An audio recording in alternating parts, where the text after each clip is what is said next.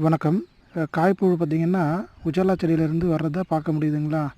So இவ்வளோ நேரம் வந்து பார்த்திங்கன்னா உள்ளேயே இருந்தார்.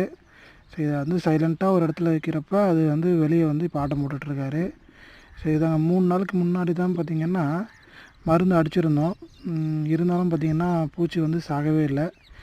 சொத்தை பார்த்திங்கன்னா ரொம்பவே அதிகமாகிடுச்சு. இது வந்து இந்த காயில் மட்டும்தானான்னு பார்த்திங்கன்னா இல்லை, எல்லா காய்கள்லையுமே பார்த்திங்கன்னா இந்த மாதிரி பெரிய ஓட்டையாக போட்டு முழுசாக வந்து ஒரு காயை சாப்பிட்ற அளவுக்கு இந்த கம்பளி பூச்சிக்கு வந்து பவர் வந்து அதிகங்க.